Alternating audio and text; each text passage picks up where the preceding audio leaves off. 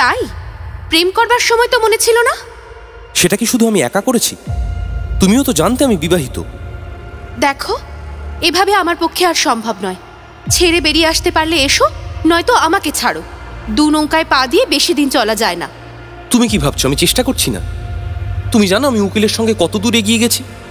শোনো, আমি রেজাল্ট দেখতে চাই বিভাস। রোজকার প্রোগ্রেস রিপোর্ট আমার না পেলেও চলবে। আমাদের এবারের নিবেদন শিবশঙ্কর ঘোষের লেখা অপেক্ষা গল্পটি প্রাপ্তবয়স্কদের জন্য। গল্প পাঠে ও বিভাসের চরিত্রে অনুজয় চট্টোপাধ্যায়, সুমনা ও প্রিয়ার চরিত্রে দেবশ্রী মুখার্জি, পরিচালনায় সৌভিক সাহা। শিবশঙ্কর ঘোষের গল্প অপেক্ষা।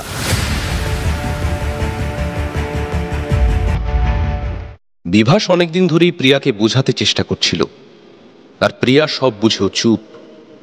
আসলে বিভাস প্রেমে পড়েছে, কিন্তু প্রিয়াকে বলে উঠতে পারেনি। সম্পর্কটা নতুন। সুমনা তার অফিসে জয়েন করেছে বছর খানেক হলো, ঠিক পাশের কিউবিকল। প্রথম দিকে একটু আধটু হাসি ঠাট্টা আর অফিস ক্যান্টিনে সামান্য চোখে চোখ, ব্যাস ওইটুকুই ছিল। কিন্তু গত ডিসেম্বরের পার্টিতে দুপেক পেটে পড়ার পর সবকিছু বদলে গেল। সেদিন খোলা ছাদের হুল্লোড়ে দুজনে ভিড়ের থেকে কিভাবে যেন একটু আলাদা হয়ে পড়েছিল। হলটারনেক ব্লাউজ, অর্ধস্বচ্ছ শাড়ি, কেমন একটা অদ্ভুত আবেদন ছড়াচ্ছিল সুমনা। সেই শুরু। তারপর সম্পর্কের জটিল রসায়ন কখন যে পাকে চক্রে তাকে জড়িয়ে ফেলল, বিভাসের কাছে আজও তা খুব পরিষ্কার নয়।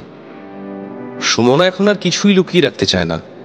সুমনার বলা কথাগুলো হাঁপ ধরায়, যেন ফিরে ফিরে কানে বাজতে থাকে। আমি রেজাল্ট দেখতে চাই বিভাস, রেজাল্ট। রোজকার প্রোগ্রেস রিপোর্ট আমার না পেলেও চলবে। আমার আর ভালো লাগছে না। এই মাসটাই তোমার হাতে আছে, তার মধ্যে যা করার করো, না হলে। কথা শেষ করেনি সুমনা। বিভাসও আর জিজ্ঞেস করেনি। বিভাসের আজকাল কেমন বোকা বোকা লাগে নিজেকে, খুব বোকা। আসলে প্রিয়াকে ভোলাটা বিভাসের পক্ষে খুব সহজ নয়। বিয়ের কয়েক বছরের মধ্যেই প্রিয়া বাড়ির সবার প্রিয় হয়ে উঠেছিল। নিজের মাল্টিন্যাশনাল কোম্পানির চাকরি ছেড়ে সংসারের জন্য নিজেকে উজাড় করে দিয়েছে। না হলে আজ সেও হয়তো কর্পোরেট ল্যাডারের কোনো উঁচু ধাপেই থাকতে পারত। তার এত সাধের সংসারটার আয়ু যে এত ছোট হয়ে আসবে, সেটা বোধহয় সে দুঃস্বপ্নেও ভাবতে পারেনি কোনোদিন। সে তো কোনো অংশেই কম ছিল না। যথেষ্ট সুন্দরী, শিক্ষিতা, সুন্দর শিক্ষিত পরিবার, বরাবরই আর্থিক সচ্ছলতার মধ্যে মানুষ। ঝলমলে হাসি আর মিষ্টি ব্যবহার সবার কাছেই তাকে আপন করে তুলেছে চিরকাল। এখন যা হচ্ছে সেটা যেন একটা দুঃস্বপ্ন।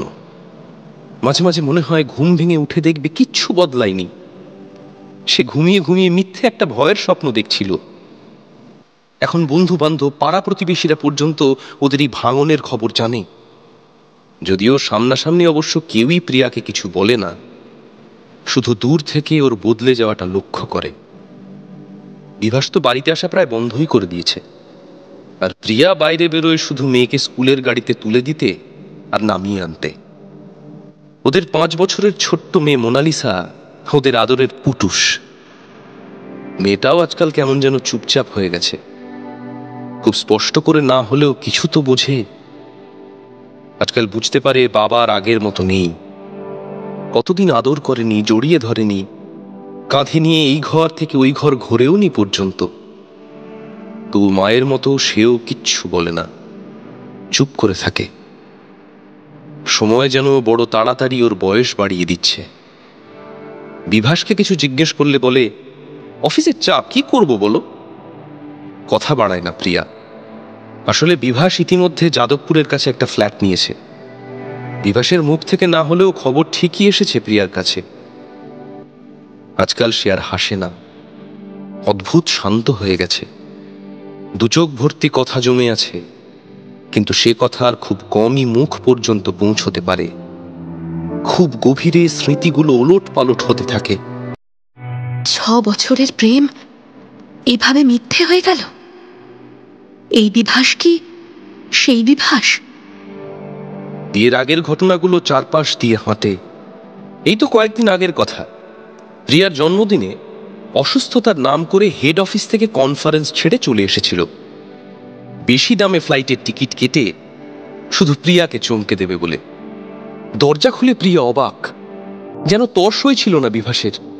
দরজায় দাঁড়িয়েই প্রিয়াকে জড়িয়ে ধরেছিল, ফিসফিস করে বলেছিল, চাকরি ছাড়তেও রাজি, তোমাকে ছাড়তে পারবো না। আরে কি পাগল লোক রে বাবা, চাকরি গেলে বউকে খাওয়াবে কি? যদিও মনে মনে খুশি হয়েছিল, বিড়বিড় করে বলেছিল, তুমি এসেছ, আজ এই আমার পৃথিবীর সেরা উপহার। কি বললে? কিছু না তো, কিচ্ছু বলিনি। কারা যেন হাসছে প্রিয়াকে দেখে। হাসির শব্দে বাস্তবে আছড়ে পড়ে প্রিয়া, মনে মনে ম্লান হাসে। আজও সেই পুরনো বিভাসকে ভুলতে পারে না যেন। কদিন আগে বাবার ফোন এসেছিল। বাবা বললেন, কি করছিস? নিজের জীবনটা এভাবে নষ্ট করিস না। পুরুষকে নিয়ে আপাতত আমার এখানে চলে আয়, তারপর ভেবে দেখা যাবে। প্রিয়া কিছু বলেনি। কি বা বলবে? সে নিজেও তো এখনো ঠিক করে উঠতে পারেনি কি করবে। এত কিছুর পরেও নিজেরই ভাবতে অবাক লাগে। ফেব্রুয়ারির শেষে একদিন প্রিয়ার ফোনে বিভাসের হোয়াটসঅ্যাপ এলো, তোমাকে অনেকদিন ধরে একটা কথা বলবো ভাবছি, হয়তো তুমি শুনেওছো। আমার পক্ষে আর এই সংসারটা করা সম্ভব নয়। যত তাড়াতাড়ি হয় ডিভোর্সটা হয়ে যাওয়াই ভালো। দুজনে রাজি থাকলে সুবিধে হয়, মিউচুয়াল ডিভোর্সে ঝামেলা কম। আর হ্যাঁ, তুমি চিন্তা করো না, ফ্ল্যাটটা তোমার নামে লিখে দেব। প্রিয়া কিছুক্ষণ বুঝতে পারে না কি বলবে, দম বন্ধ হয়ে আসে। সবই জানা, তবু একেবারে বিভাসের কাছ থেকে সরাসরি এমন কথাই প্রথম। একটু সময় নেয়, তারপর ছোট্ট করে লেখে, যা করবে তাড়াতাড়ি করো, আমার তরফ থেকে কোনো বাধা নেই। বিভাস জানতো যে প্রিয়া এইরকমই কিছু বলবে। বরাবরই নিজের আত্মসম্মানের মূল্য তার কাছে অনেক। কষ্ট হলেও কোনো অনুরোধ বা জবরদস্তি সে দেখাবে না। বিভাসেরও অবাক লাগে, প্রিয়াকে কি করে এই দুঃখটা দিতে পারল সে, যাকে একদিন সে চোখে হারাতো, ঘন্টায় ঘন্টায় ফোনে কথা না হলে শান্তি পেত না।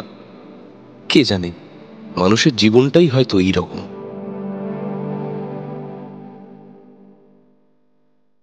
পরদিন সকাল থেকে তোড়জোড় করে উকিলকে দিয়ে ডিভোর্সের কাগজ তৈরির কাজ শুরু করে দেয় বিভাস।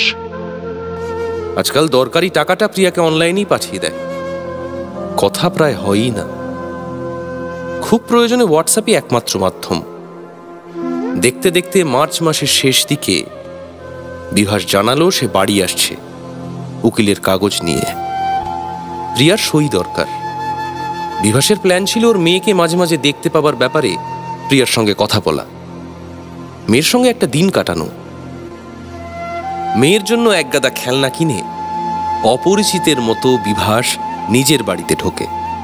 প্রিয়া কিছুই বলে না, দুচোখ ভর্তি ব্যথা নিয়ে চুপ করে থাকে। সেদিনই বিকেলে রান্নার লোক এসে বলে, কাল থেকে লকডাউন, শুনেছ তো? আসতে পারবো কিনা জানি না বাপু, তোমরাও দেখো কি করবে। অনেকবারই তো বলে দিয়েছে কাল থেকে না যেতে। লকডাউন বিভাস একটু আধটু শুনেছিল বটে, কিন্তু গা করেনি। কদিন ধরে খবরের কাগজ, টিভি কোনো কিছুর সঙ্গেই প্রায় যোগাযোগ নেই। করোনা বলে একটা রোগ সারা পৃথিবীতে ছড়াচ্ছে, এইটুকুই কানে এসেছিল। কিন্তু লকডাউন, তড়িঘড়ি টিভি খুলে চক্ষু স্থির। মহা বিপদে পড়ল বিভাস। আচ্ছা গেঁড়ো, আর একদিনের মধ্যেই দরকারি কাগজ সই করে জমা দিতে হবে। উকিলের সঙ্গে যোগাযোগ করতে উনি বললেন, মজুমদার বাবু, হ্যাঁ উকিল বাবু। এখন তো আপনাদের কাগজ নিয়ে আমি কিছুই করতে পারবো না। কোর্ট এখন বন্ধ না। আচ্ছা, আগে খুলো, তারপর দেখা যাবে। চিন্তা করবেন না, পরে ঠিক হয়ে যাবে।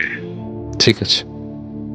অস্বস্তি হয় বিভাসের, মনে মনে ছটফট করে। কি করবে এখন? বাস, ট্রেন, অ্যাপ, ক্যাব সব বন্ধ কিছুদিনের জন্য। একদম হাত পা বাঁধা। ভাবলো দু একদিন পরেই ঠিক ম্যানেজ করে চলে যাব। কিন্তু সেটা আর হয়ে উঠল না। ওই বাড়িতেই থাকতে হলো। সে এক দমবন্ধ পরিবেশ। তারই মধ্যে সুমনার ফোনও আসতে থাকলো। কি চলছে? হ্যাঁ, বাড়ি গিয়ে আবার জমে যেও না। কি যাতা বলছো? আমি মরছি নিজের জ্বালায়, আর তুমি? ফোনটা হাতে নিয়ে বসার ঘর ছেড়ে বারান্দায় গিয়ে দাঁড়ালো বিভাস, প্রিয়ার থেকে আড়াল খোঁজার চেষ্টায়। প্রিয়া সেই চুপ। বিভাসের মাঝে মাঝে মনে হয় এর চেয়ে প্রিয়া যদি চেঁচামেচি করতো, চিৎকার করে অভিযোগ জানাতো, তাহলেই যেন ভালো হতো। উত্তরে সেও দু কথা বলার সুযোগ পেত। কিন্তু এ যেন নীরবে বিদ্ধ করা। প্রিয়ার চোখ দুটোকে আজকাল এড়িয়ে চলে বিভাস। এক একটা ঘন্টা কাটে যেন এক একটা দিনের মতো। সেদিন সকালে উঠে বিভাস বুকে একটা হালকা ব্যথা অনুভব করল। ব্রেকফাস্ট টেবিলে বসে খুক খুক করে কাশি। এমনিতে বিভাসের একটু ঠান্ডা লাগার ধাত, সে ব্যাপারটাকে আমল দিতে চাইল না। কিন্তু প্রিয়া এই প্রথম যেন একটু উঁচু গলায় মেয়েকে ডেকে বলল, একদম আর কারোর কাছে যাবে না। গা ঘেঁষাঘেঁষি করবার কোনো দরকার নেই। ওই ছোট্ট পুটুসও এক কথাতেই বুঝলো মা কি বলতে চাইছে। আগে হলে কাঁদতে বসতো, ঘ্যান ঘ্যান করতো, কিন্তু এখন সে বড় হয়ে গেছে। বিভাসও এ নিয়ে আর কথা বাড়ালো না। কিন্তু বিভাসের এত কাশি হচ্ছে কেন? প্রিয়া ভাবতে বসল। ভাবনা থেকে উদ্বেগ আর এক রাশ দুশ্চিন্তা। আজও সে বিভাসের জন্য চিন্তা করে। অসুখ হলে তার নিজের রক্তচাপ বেড়ে যায়, আর থাকতে পারল না। হঠাৎ থার্মোমিটার নিয়ে বিভাসকে এগিয়ে দিয়ে বলল, জ্বরটা দেখো। বিভাসও মাথা নিচু করে বাধ্য ছেলের মতো থার্মোমিটার মুখে গুঁজে দিল। প্রিয়াই একটু পরে থার্মোমিটারটা বিভাসের মুখ থেকে বার করে দেখতে দেখতেই বলে উঠল, এ তো জ্বর 99। একদম বিছানা ছেড়ে উঠবে না। চারপাশে অসুখ হচ্ছে, চুপ করে শুয়ে থাকো। তারপরেই ফোন করলো ডাক্তার সুবীর গোস্বামীকে। সুবীরদা, খুব বিপদ। বিভাস খুব কাশছে, আর গায়ে 99 জ্বর। কি করি বলো তো?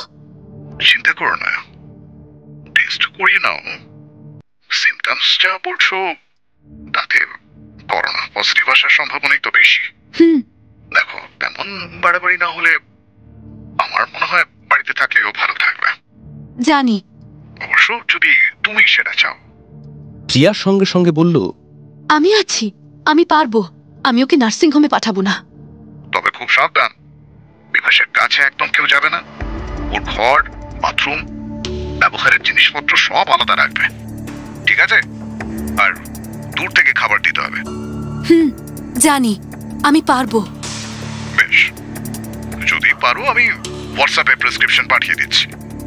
তবে হ্যাঁ, শ্বাসকষ্ট হলেই আমাকে খবর দেবে, যত রাতই হোক, ঠিক আছে? আমার ফোন খোলা থাকবে। এই বলেই ডাক্তারটি ফোন রেখে দিলেন। প্রেসক্রিপশন পেতেই প্রিয়া ছুটল ওষুধের দোকানে। মেয়েকে বাবার থেকে দূরে রাখল।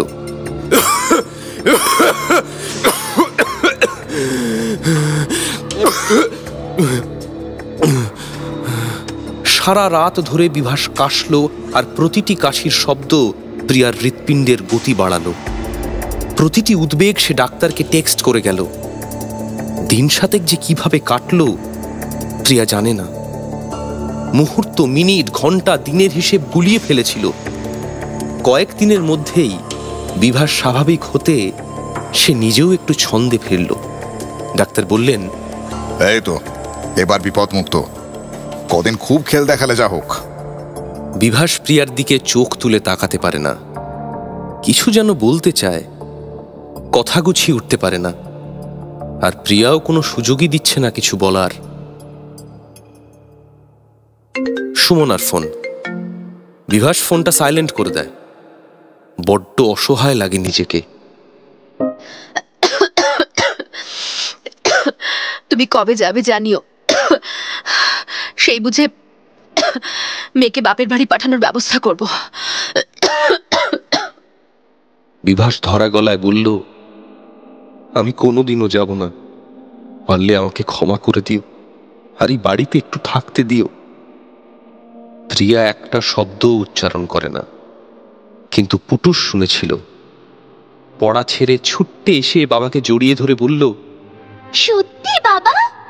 আর যাবে না? তুমি অনুষ্কার বাবার মতো একেবারে চলে যাবে না তো আর? বিভাসের গলার কাছে দলা, চোখ দুটো টনটন করে ওঠে, মুখে কথা আসে না, শুধু দুহাত বাড়িয়ে মেয়েকে জড়িয়ে ধরল। সেদিন রাতে প্রিয়ার জ্বর এলো, 103 জ্বর। ফোনে ডাক্তার বললেন, বাড়িতে প্যারাসিটামল কিছু আছে তো? হ্যাঁ। দিয়ে দাও।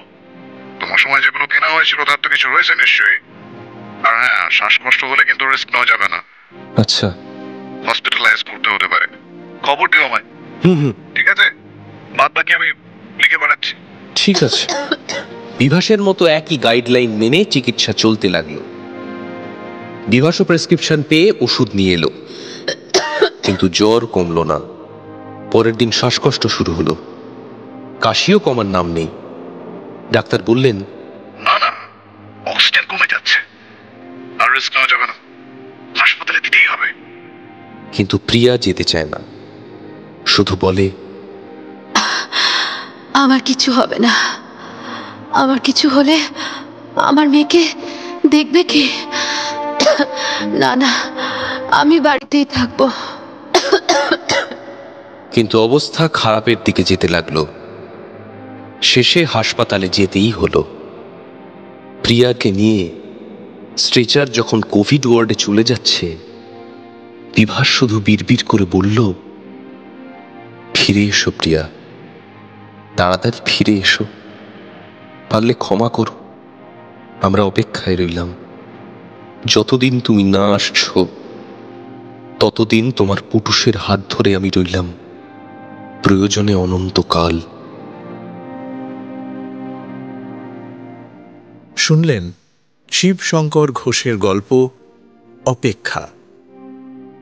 গল্প পাঠে ও বিভাসের চরিত্রে অনুজয় চট্টোপাধ্যায়, সুমনা ও প্রিয়ার চরিত্রে দেবশ্রী মুখার্জি, পুটুষ ও রান্নার লোকের চরিত্রে গঙ্গোত্রী ব্যানার্জি, উকিল প্রিয়ার বাবার চরিত্রে ও সূত্রধার দেবব্রত ব্যানার্জি, শব্দগ্রহণ সুরজিৎ গাঙ্গুলি, আবহ ও শব্দ নিয়ন্ত্রণ অরিজিৎ পাল, শব্দ পুনর্নির্মাণ গোপাল দাস, ডাক্তার গল্পের অডিও রূপান্তর ও পরিচালনায় সৌভিক সাহা।